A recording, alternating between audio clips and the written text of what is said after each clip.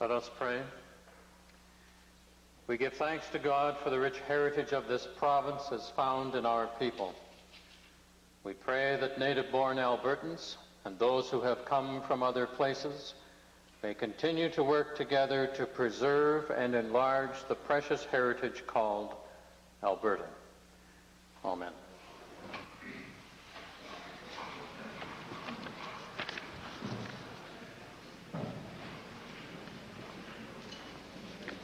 Introduction of visitors.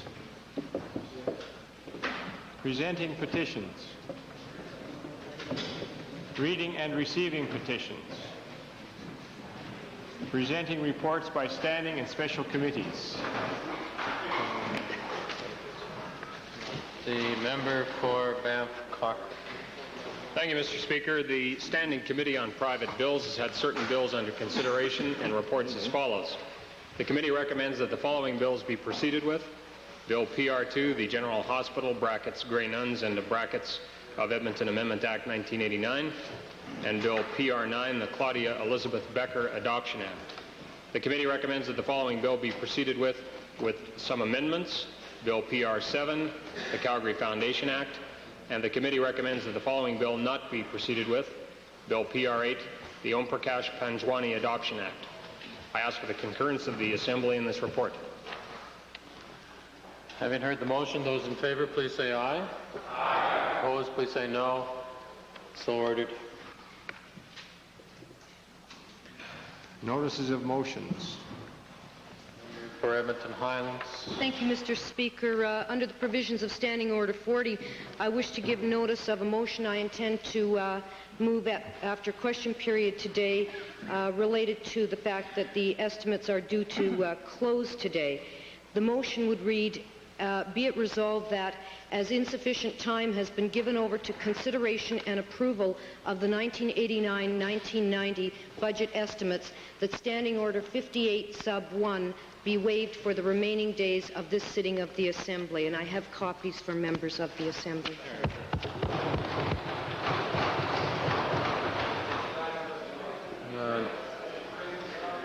Introduction of bills. Order, please. Provincial Treasurer. Request leave. Thank you, Provincial Treasurer. Mr. Speaker, I request leave to introduce Bill number 18, the Investment Contracts Repeal Act. As all members will remember, on Friday last, the Premier indicated that we bring this legislation to repeal these contracts legislation and to transfer them under the Securities Act. The Honourable Provincial Treasurer has moved first reading of Bill 18, Investment Contracts Repeal Act. Those in favour of first reading, please say aye. Aye. Opposed, please say no. Motion carries. Bill number 18, Investment Contracts Repeal Act, introduced by the Honourable Mr. Johnston, is now read a first time. Tabling returns and reports. Minister of Forestry, Lands and Wildlife. Mr. Speaker, I rise to table a material requested under motion for return 195.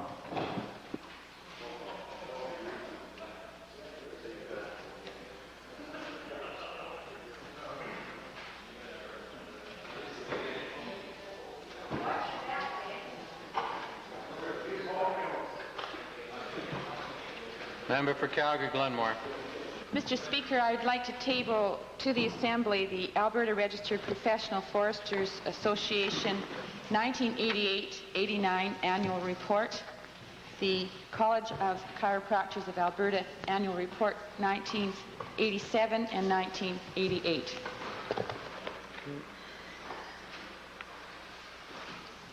Introduction of special guests. The member for Stony Plain. Mr. Speaker, to you and through you to the members of the Assembly, I would like to introduce four very special Albertans seated in your gallery. They are the World Junior Women's Curling Champions for 1989. They have done a fantastic job of representing the Spruce Grove Curling Club, the province of Alberta, and indeed Canada. In the final game in Markham, Ontario against Norway, these people showed the world how to curl under pressure. I would ask them to stand as I call their names out and receive the traditional welcome of the Assembly. I would like to first note that the third, Sandy Cimarosen, is unable to be with us.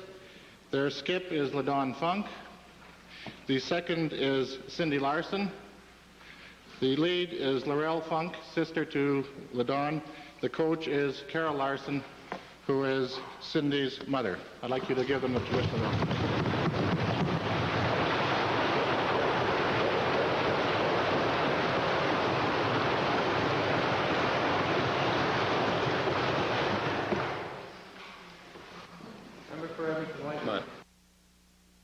Mr. Speaker, it's my pleasure to introduce to you and through you to the members of the Legislature Assembly, Mrs. Edith Noel, who is visiting from the friendly province of Quebec, visiting our beautiful province of Alberta and beautiful city of Edmonton. She's accompanied today by her son, Rennie Noel. They are seated in the public gallery. I would ask them to stand while we welcome them in the traditional manner of this House.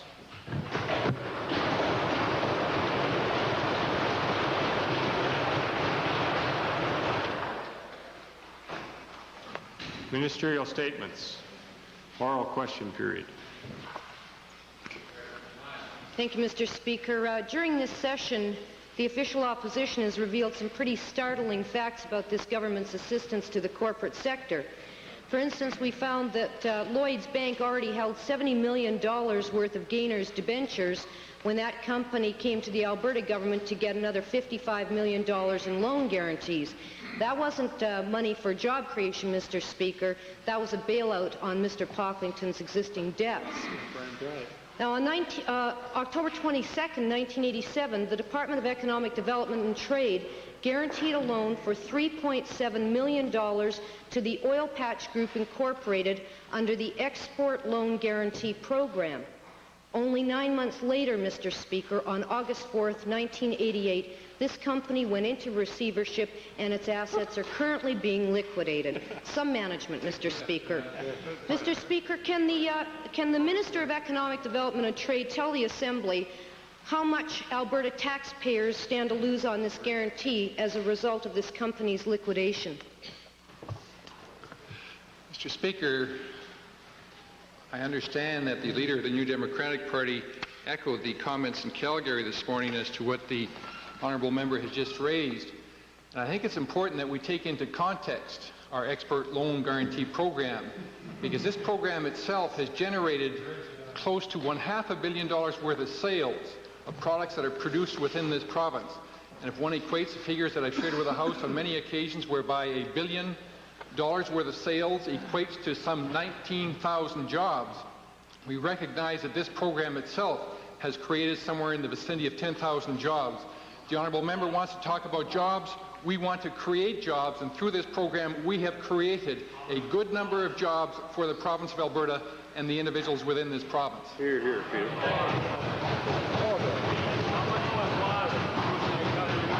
Well, Mr. Speaker, we have it on pretty good authority that the government itself is anticipating a $2 million dive on this loan guarantee. Does the minister deny that the taxpayers are on the hook for $2 million just for this one company? Mr. Speaker, the failure rate for our export loan guarantees is somewhere in the vicinity of 3%. Mr. Speaker, it's a very small percentage when one examines the benefits that flow through to this province. We recognize that there are going to be some losses. We wish that we were like the honourable member and we were perfect, but we're not. We recognize there are going to be some losses, but recognizing that fact, we recognize that the contribution is that much greater than the losses, and it more than offsets the losses that we have incurred, and I indicate to the honourable member it is somewhere in the vicinity of 3%.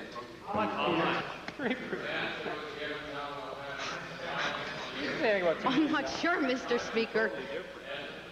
Thank you, Mr. Speaker.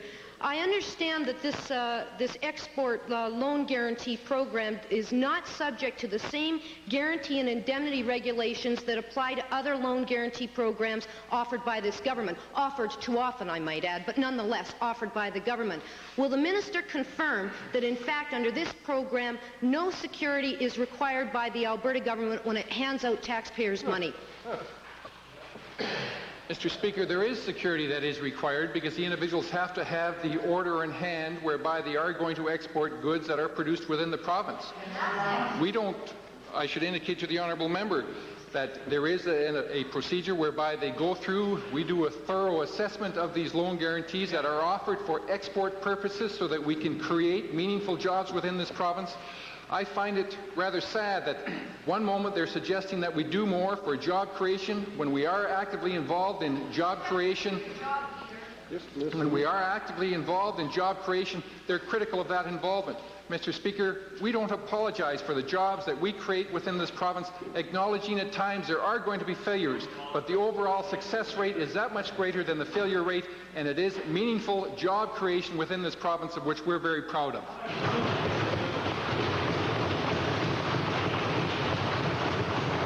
Government lending motto, Mr. Speaker. Mr. Speaker, I'd like to designate the second question to the member for Vegreville. That's your motto. Thank you, Mr. Speaker. On March 3rd, 1988, this Conservative government approved a $67 million aid package to their friend Peter Pocklington to build a hog slaughter plant in southern Alberta that the Minister of Agriculture says we don't need, and to upgrade a plant in Edmonton, upgrade and expand the Gainers plant that the Minister of Agriculture now says is too old and obsolete to be worth putting any money into. Mr. Speaker, this government's bungling cost the taxpayers millions of dollars with the principal fiasco, and it looks like we're going to be into the same sort of mess with the Pocklington fiasco. And I'd like to ask the Premier, as one rural Albertan to another, given the fact that he represented agriculture on the Priorities Committee when this aid package was approved, how on earth did he justify approving such a preposterous package to build a plant that isn't needed and upgrade a plant that's obsolete? Mr. Speaker, as usual, the honourable member's allegations leading into his question are incorrect. And it's remarkable how often that is the case these days in the legislature. Mr. Speaker, there's no question that in any of our deliberations regarding a matter such as the Gainers plant, we'd be directed in this by several factors. One would be to make sure that we had agricultural processing in the province to assist our agricultural industry. Secondly, we would want to provide jobs and try and ensure jobs for people already working in the agricultural processing area. And thirdly, in the Edmonton area, of course, to make sure that this city has as diversified an economy and as strong economy as possible. Well, Mr. Speaker, the government's all but admitted that their original promise to create jobs was a false one, and that they were hoping to at least protect jobs. I'd like to ask the Minister of Economic Development, given the statements by the Minister of Agriculture that he's not overly concerned about the possible closure of the Gainers plant, thereby raising the specter of losing 1,100 jobs in the Edmonton area, what does he have to offer the men and women who work at Gainers and the hog producers of northern Alberta, other than false hope and broken promises that jobs are going to be maintained in the Edmonton area and that pork processing capacity will be maintained in northern Alberta? Mr. Speaker, I must say that I find it shameful that the honourable member from Vegreville will use these employees as pawns for his own political purpose, and I find it shameful. I find it very shameful because when we involve ourselves in a package of support to make sure that these jobs are maintained, they criticize us for it.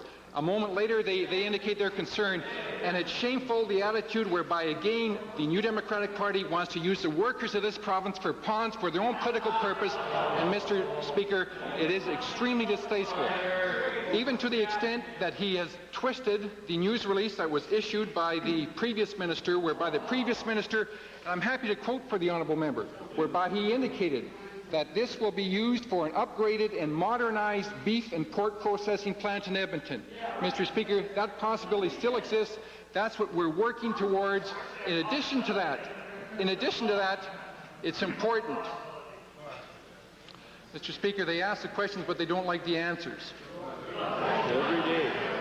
Mr. Speaker, in addition to that, it's important that we review in context the support that we have offered to Gainers, whereby we have offered support to Excel, to Lakeside, to Cargill, to a number, to Fletcher's itself. We've offered that support because, as the Premier has indicated, we want to have first-class food processing facilities and we want to have first-class jobs for the individual Albertan within this province.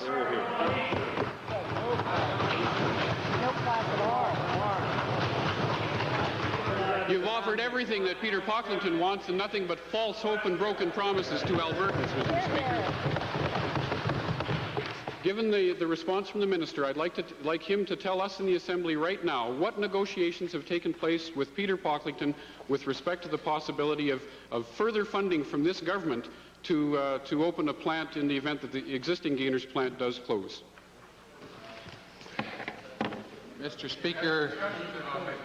Speaker, I'm sure, as you've indicated, we all recognize the hypothetical nature of the question, but as is the honourable member's tradition, he likes to deal in the fairy world. Thank you. Member for Edmonton Glengarry. Edmonton Glengarry. Mr. Speaker. Order, please, honourable member. Perhaps certain members could curb their remarks until they get a chance to enter question period, so we could recognize now Edmonton Glengarry, Leader of the Liberals. Speaker, we know from the code report that the government was found to be negligent and blameworthy in the handling of the FIC-AIC matter. The Premier and the Provincial Treasurer have refused to inform this Assembly of others who were involved in the handling of those issues.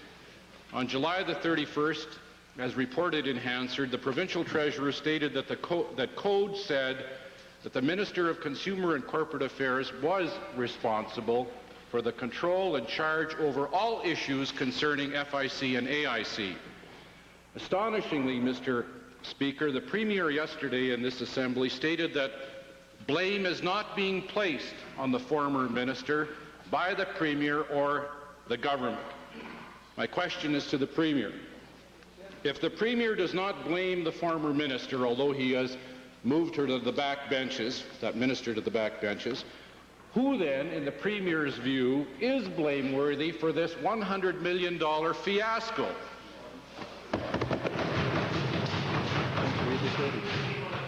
Mr. Speaker, obviously the honourable member is not paying attention either to answers in the legislature or to my response to the code report.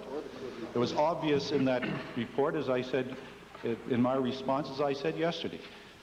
That matter was brought up by an inspector of the Alberta Court of Queen's Bench, and because of his finding, it was necessary to make a change. But that does not mean assigning blame to a minister. Well, Mr. Premier, given that taxpayers of Alberta have now got to shell out $100 million because of somebody's blameworthiness, I want to ask you this question. Given that code does find the minister blameworthy, and given that you do not, does that mean that the Premier disbelieves the code conclusion in that regard? Again, Mr. Speaker, it took some time to deal with this in my response, and the honourable member, if he doesn't want to read it or listen, I can't keep trying to drive it through his thick skull. Well, the shot comes on now. Mr. Premier, it's your thick skull that has created this terrible mess. And I would like to know from you, Mr. Premier, given that the Provincial Treasurer accepts Code's conclusion that the member for Three Hills was responsible for control of all issues, and Code found the handling of those issues blameworthy, how do you reconcile the difference between your statements of responsibility and those of the Provincial Treasurer? Point again. There are no differences, Mr. Speaker. Member for Smoky River, followed by Calgary Mountain View. Thank you. Thank you, Mr. Speaker. For some time now, there's been a major Sorry? Thank you very much. Smoky River. Thank you very much, West Loch Sturgeon and Vegreville.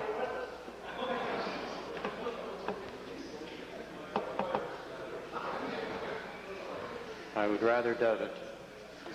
Member for Smoky River. Thank you, Mr. Speaker. For some time now, there's been a major labor confrontation in the constituency that adjoins mine. My question is to the Minister of Labor. Now that the Labor Relations Board has issued its ruling regarding the Ziedler dispute, will the Minister clarify what she can do to help bring this dispute to an end? Mr. Speaker, my department has been actively involved in this dispute for many years now. In fact, we appointed a mediator way back in 1985 before the strike began. And in 1986, we appointed a disputes inquiry board. In 1986, also at the end of the year, the Deputy Minister of Labour became involved and proposed a settlement that was rejected by both sides. Since then, he has continued to be actively involved, and so have the mediators that have been involved in it. The Labour Relations Board, of course, has also been actively involved and has promptly answered the questions that have been put before it. And as you mentioned, the member mentioned, yesterday the Labour Relations Board did issue a decision. The decision did speak to the point of the reinstatement or otherwise of employees, and it was decided by the board that it would not order reinstatement of those employees who had been fired for cause. It is now, Mr. Speaker, up to both management and union to come together at the bargaining table. That is their responsibility, and I fully would expect them to take up their responsibility, come back to the bargaining table, and arrive at a fair and just settlement for both sides. Thank you, Mr. Speaker.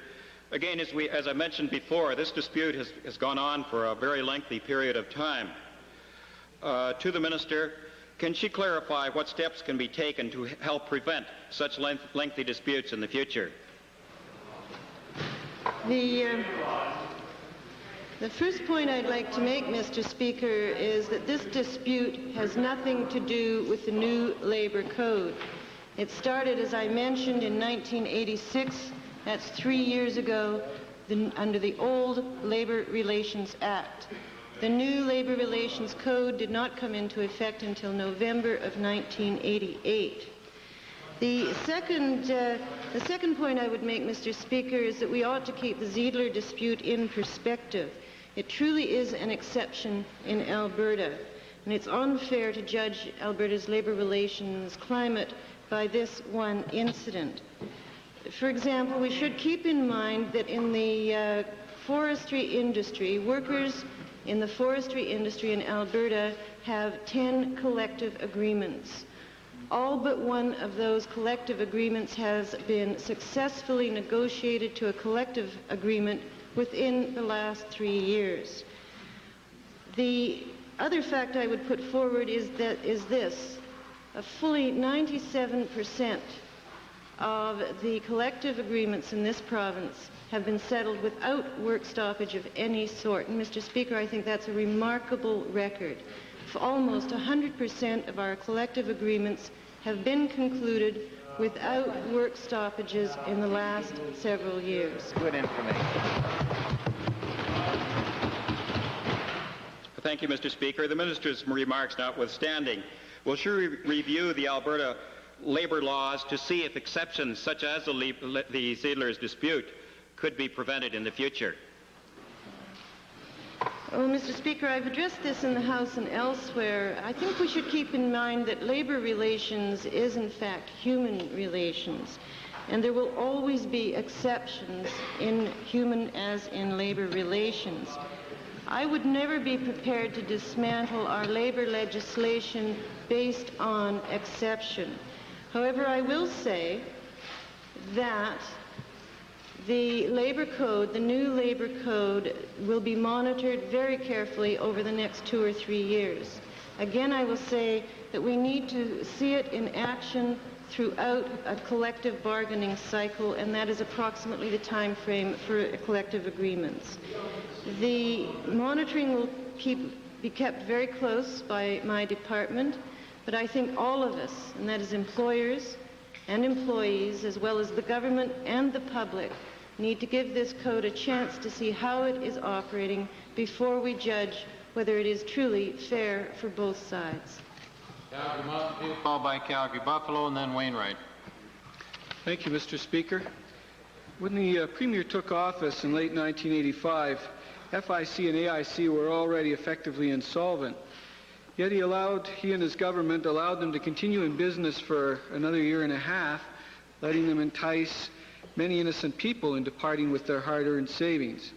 In late 1985, Mr. Speaker, the Premier received a memo from the then Provincial Treasurer itemizing those problems at FIC and AIC. In reviewing that memo, fresh in his memory may have been the knowledge that his campaign fundraising team had successfully approached Mr. Cormie and had received a $20,000 donation to his leadership race. To the Premier, Mr. Speaker, given the paralysis that occurred in his office for many months in dealing with this matter, how can the people of Alberta now trust the Premier to be able to protect the public interest when it comes to dealing with companies controlled by the powerful and wealthy friends that bankrolled his run into the Premier's office?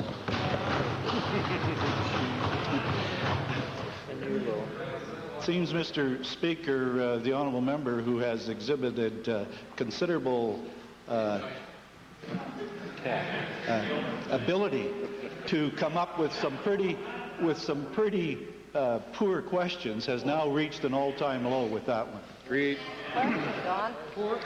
Mr. Speaker, the Premier has publicly said he met twice with Mr. Cormie during this same period between the time he received Mr. Hyman's memo and when the licenses on those two companies were pulled. Given that the Premier had received Mr. Hyman's memo about the serious problems at FIC and AIC, why did the Premier not take the opportunity at those meetings to press Mr. Cormie to remedy the problems at FIC and AIC? Why did he not take that opportunity? Two questions. Look up. Mr. Speaker, that's a matter that was dealt with very specifically, both in the code report and on Friday in our response. I should point out again to the honourable member that the Provincial Treasurer's memo didn't mention either company. Well, Mr. Speaker, given that the member for Three Hills has paid a significant price to her career and reputation because she failed to act when it was required, will the Premier now admit that he too failed to act when he had the opportunities to remedy this matter and that the standard of his conduct was no different from that of the former minister?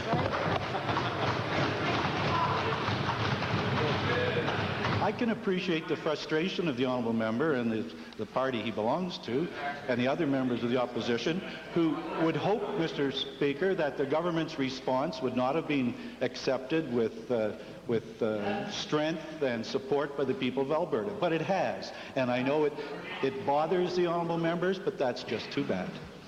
Calgary Buffalo, followed by Wainwright. Thank you, Mr. Speaker. To the Provincial Treasurer, we know the government was handing Albertans a load of Gainer's baloney because the $55 million loan guarantee of March 1988 was to bail out Gainer's existing loan with Lloyd's Bank and not to upgrade the Edmonton plant.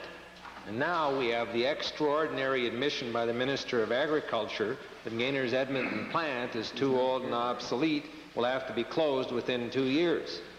Now, this government is well on its way to having to call in Mr. Coate for another report in respect of the $130 million of financing to Mr.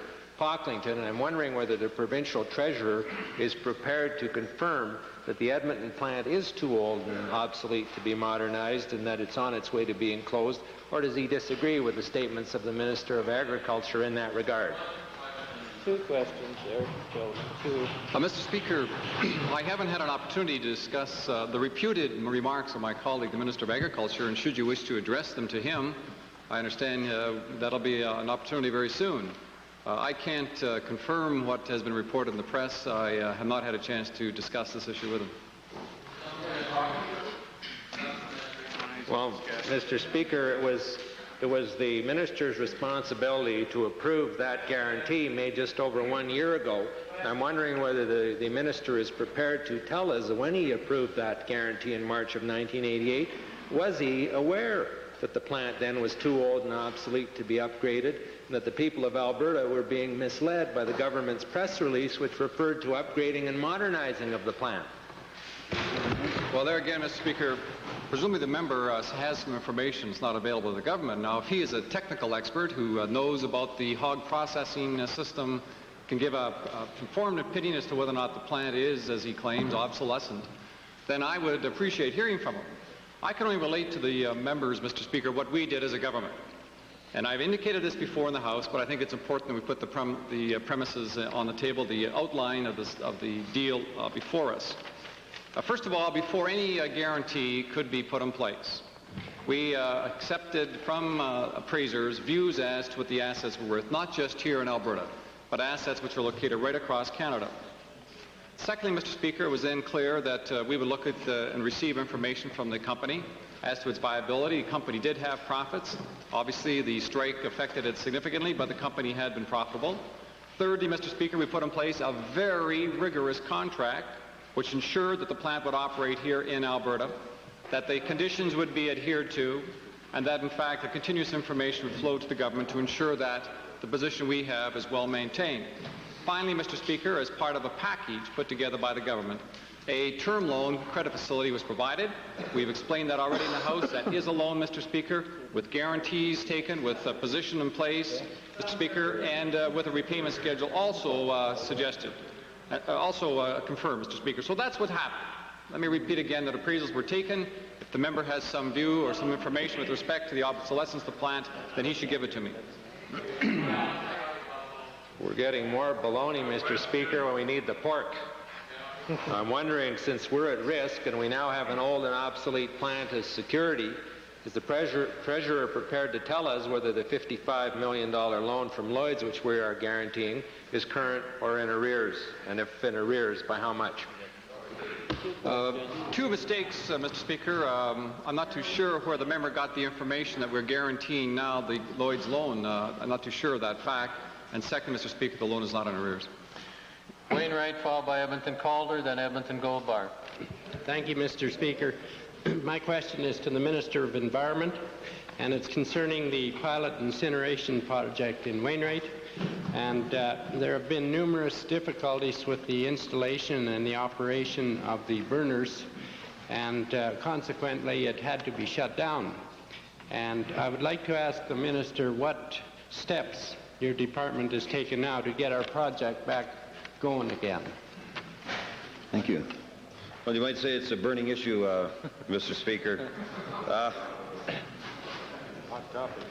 Indeed, as the honourable member points out, there were some problems with the experiment relative to incineration at Wainwright, but we think it's worth pursuing as an alternate to landfill. And our officials met with town officials a couple of weeks ago, and with the Wainwright Waste Authority, and we're developing a research strategy which hopefully will result in a state-of-the-art facility to be put in place, hopefully in the near future.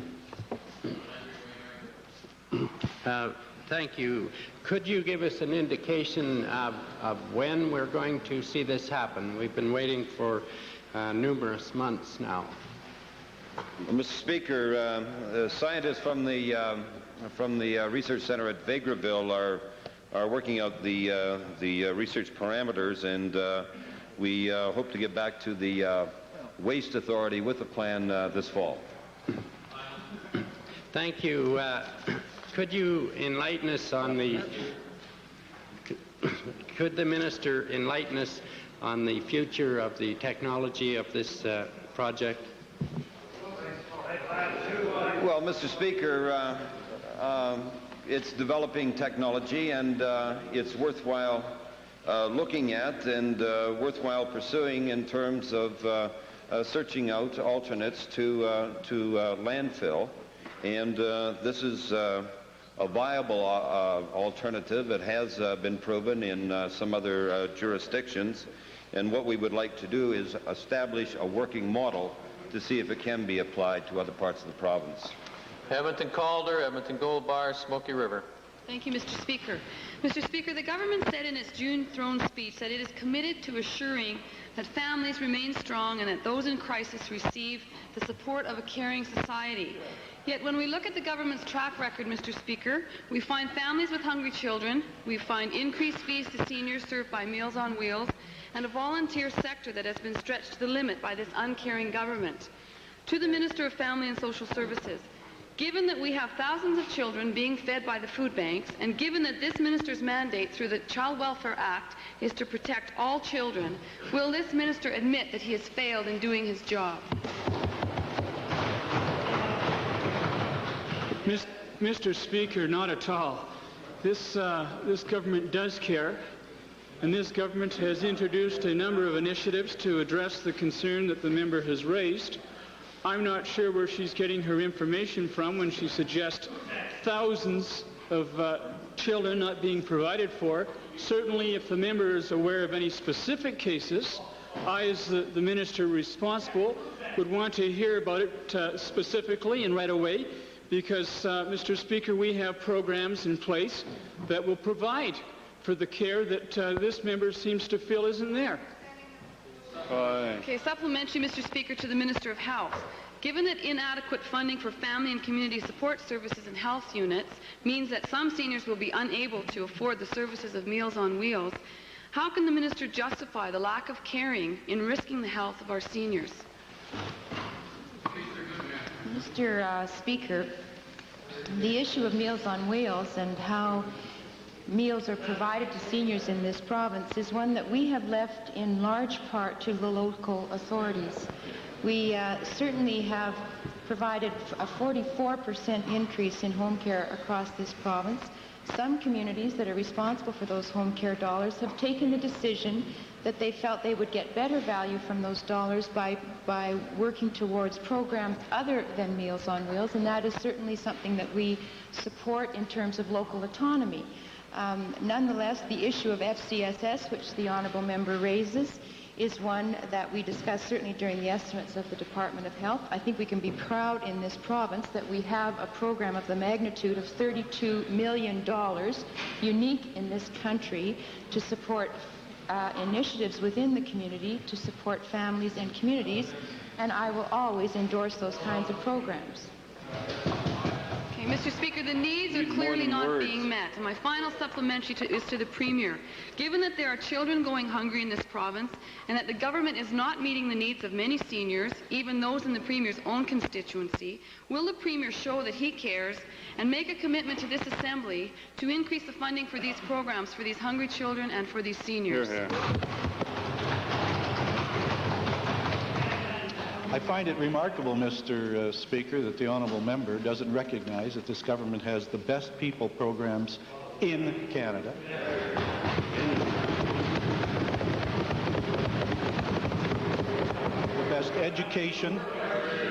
The best education, the best health, the best social services, and the best seniors programs in Canada, and at the lowest taxes in Canada.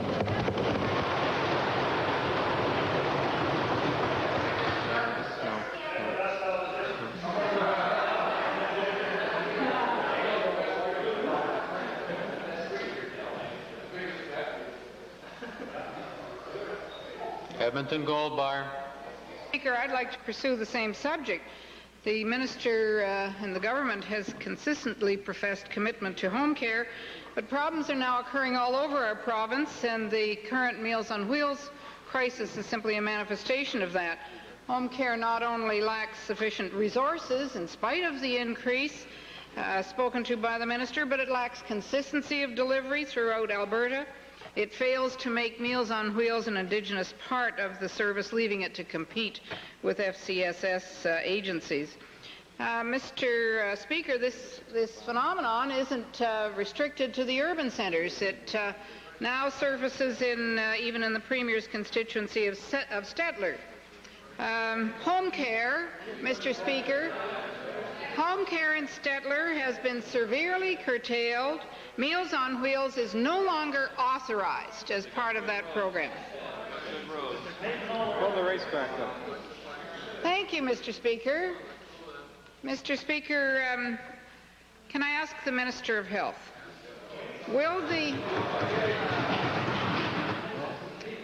the minister now undertake to reassure Albertans, undertake a complete review of home care services, including Meals on Wheels, throughout Alberta to ensure that the service is consistent and adequate.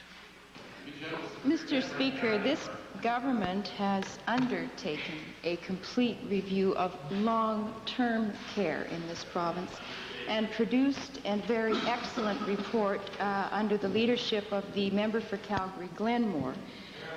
We believe very strongly that there must be a component of local community input. The local community, in the case of the East Central Alberta home care decision, was one that they took where they decided they could get better use out of that 44% increase in home care dollars that we have provided in this year's budget by allocating those dollars in a different way. We are not a government that speaks on one hand about local autonomy and slaps in its face on the other hand, and we are going to continue to exercise that right for all Albertans. Good answer. Well, Mr. Speaker, the local home care unit has now sent out a rather terrifying memo on the subject. Mr. Speaker, will the minister now move to amend the Home Care Act to list Meals on Wheels as a service that shall, not may, but shall be provided, so that that service can have the security it needs? Well, Mr. Speaker, no, I will not. Because, in fact, there are some communities who feel that home care should be a part of or rather that Meals on Wheels should be a part of their home care budget, and that is permitted under our legislation. But there are others who do not feel that way, that they can get better value out of exercising their prerogatives in terms of spending in the way that they deem to be appropriate. I am not supportive of saying you must do this in order to meet the home care needs of your community. We want communities to have that kind of input, and I believe the reasonable fees that are being charged, particularly in this instance with respect to the Meals on Wheels program, is a decision that the health unit or that the home care people have made appropriately for their community.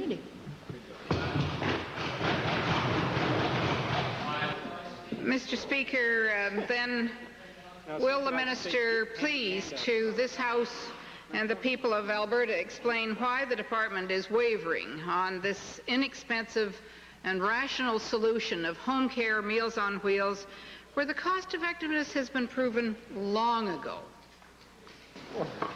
Mr. Speaker, I don't understand the question. I don't know what the evidence is of wavering with respect to home care. Certainly, getting patients onto home care, getting people to use home care is a very important part of our home care program. With respect to what the honourable member means by wavering, she'll have to be a little more definitive in her question. Clover Bar, followed by Edmonton Jasper Place, then Edmonton Whiteman. Thank you, Mr. Speaker. I hope you heard my point of order that I raised just previous. My question, Mr. Speaker, is directed to the Minister of Energy. I would want to reference the proposed new alignment for a second high vapor pressure ethylene pipeline from Joffre to Fort Saskatchewan.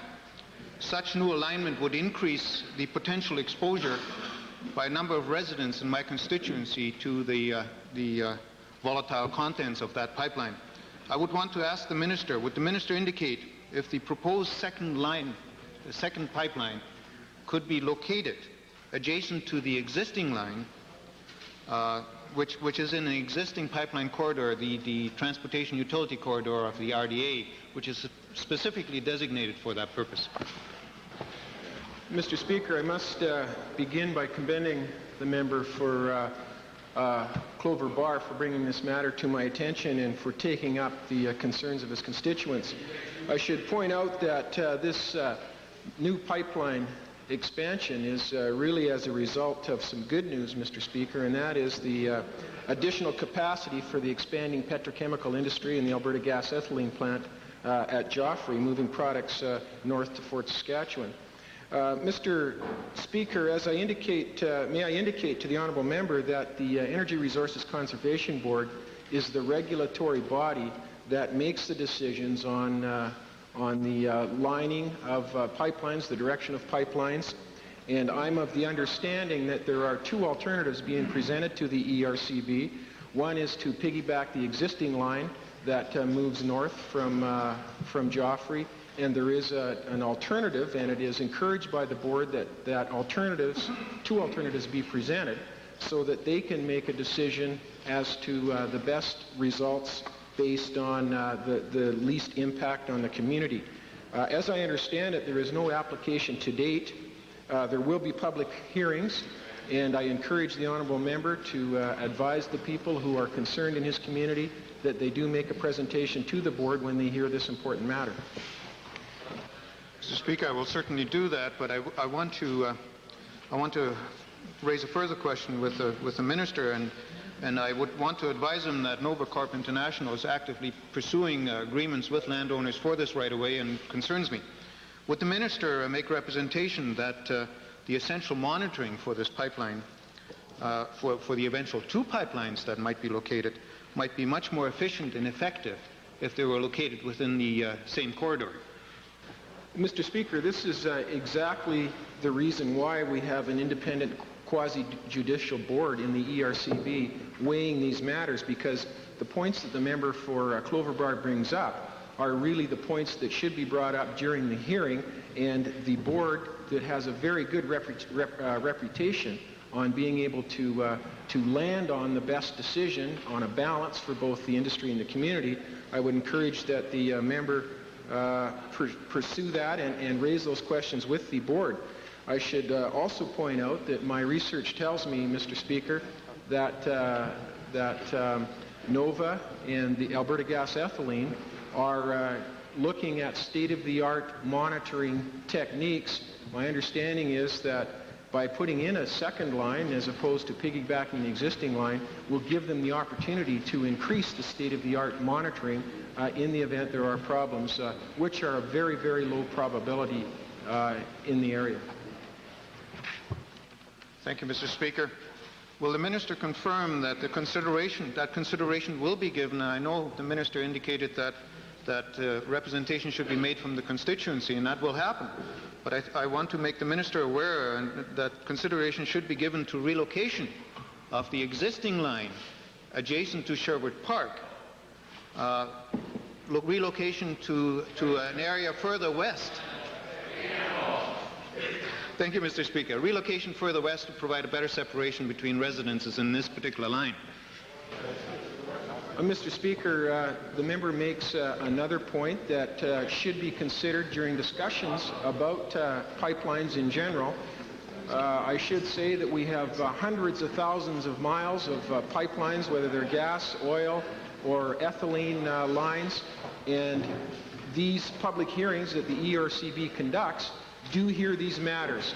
As I've indicated, I appreciate the leadership that the honourable member has taken in bringing this matter forward, and I would hope that he takes the message back to his community that representatives of the community should be encouraged to make representations and intervention when the board has the public hearings.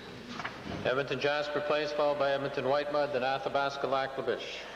Thank you, Mr. Speaker. A week ago, an honest, good-thinking citizen informed an Edmonton Journal reporter that a quantity of polychlorinated biphenol had been accidentally released through a crack in the foundation of the Swan Hills Special Waste Facility. Were it not for the courageous action of this one individual, members of the public and federal authorities, I say no one outside the minister's circle would be aware of this incident. Certainly the Swan Hills facility does appear to be in violation of Section 36, Sub 3 of the Canadian Environmental Protection Act. What steps has the Minister of the Environment taken to ensure that there is no such cover-up of accidental chemical releases from the Swan Hills plant in the future? Well, first of all, Mr. Speaker, there was no attempt whatsoever to cover anything up. As a matter of fact, when the crack was first discovered, it was reported to officials in my department, and secondly, it was reported to the advisory committee, a group of citizens in Swan Hills, and action was taken immediately to study what caused the crack in the first place, and work is ongoing now to repair the crack, put in weeping tile to make sure that all the contaminants are removed, and nothing is being hidden at all in this matter, Mr. Speaker. It's being treated in a very, very straightforward fashion.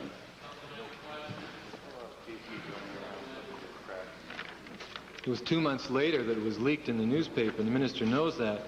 In view of the fact that a week ago the minister explained that the PCBs had accidentally washed down a crack in the foundation after a rainstorm, I wonder if the minister would explain why the PCBs are slopping about the concrete bridge crane pad waiting to be washed down in the event of a rainstorm.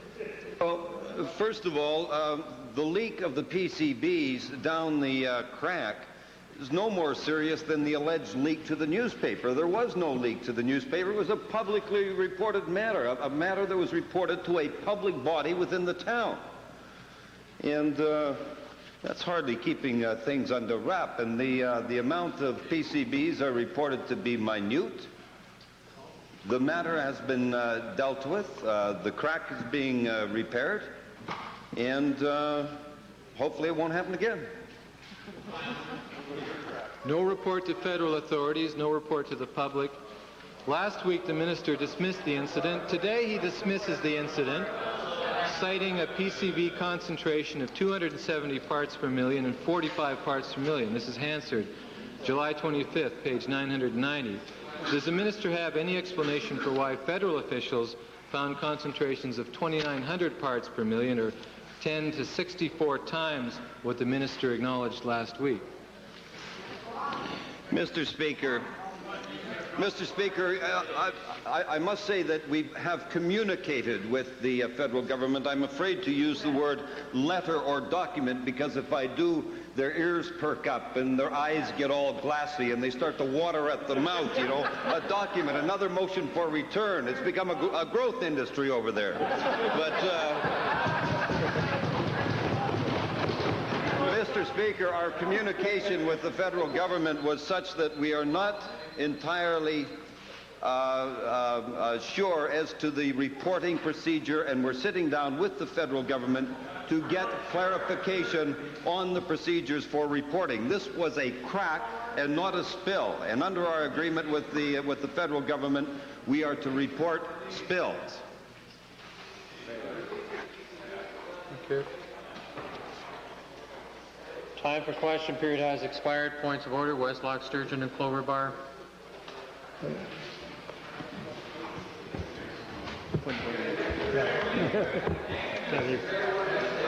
My point of order, Mr. Speaker, was with regard to points 171, 168, in the order, Mr. Speaker, and your duties, saying that actions of the Speaker cannot be criticized, and confidence in the impartiality of the Speaker is an indispensable condition to successful working of the procedure. And Mr. Speaker, the Speaker in 168 sub 2, the Speaker does not attend any party caucus nor take part in any outside partisan political activity. And going on, Mr. Speaker, 171, Speaker has the duty to maintain an orderly conduct of the debate by repressing disorder when it arises, Mr. Speaker. I only bring this up because yesterday I think I got a great deal of sharp heckling from you on the gas plant, and again today, and it makes it very difficult, Mr. Speaker, to have this sense of order that you request if you are heckling. I find it almost irresistible to lip back. And I'm trying to get across, Mr. Speaker, that just a silent scowl would be better.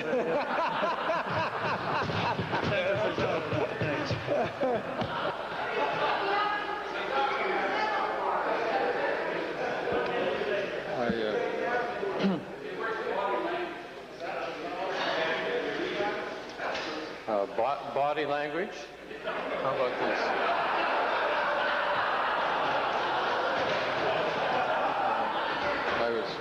I was just checking the emblem on the back of the chair. Honorable member.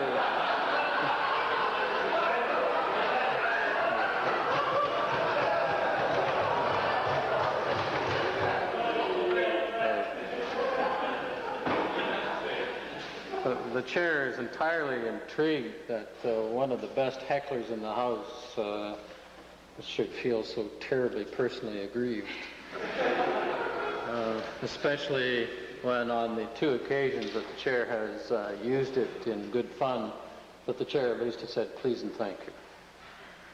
However, that's with regard to the second point, Honourable Member.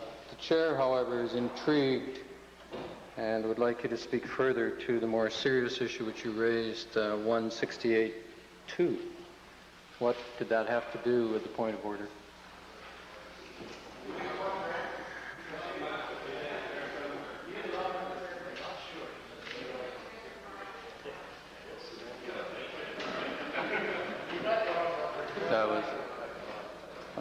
Is that correct, Honourable Member? It was the wrong number that was cited? Or?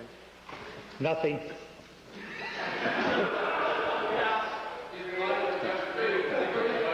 No. Thank you, Honourable Member. Clover Bar. Thank you, Mr. Speaker. I rise to a point of order. And you may have noted that I raised that point of order after the Speaker had concluded the answer to our Premier, so as not to interrupt the Speaker.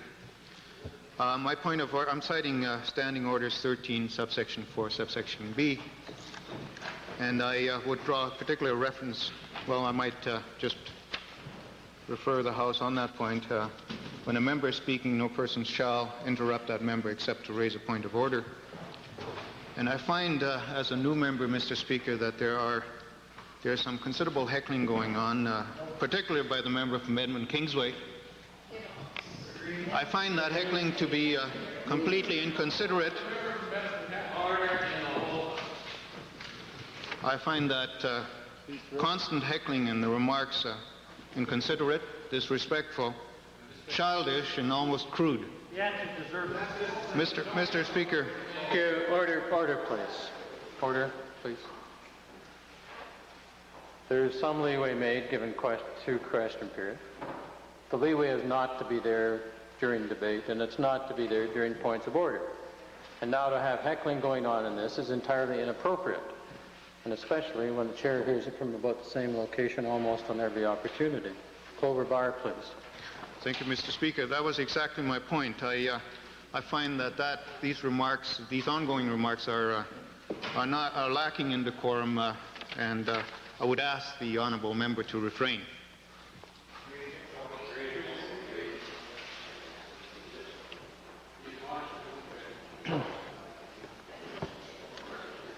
I think with the member bringing it to the attention of the House that the whole House has indeed taken note of it, and the chair has indeed tried to get some of that settled down in question period, and will indeed be doing it even in a more stringent manner in the next days of this sitting.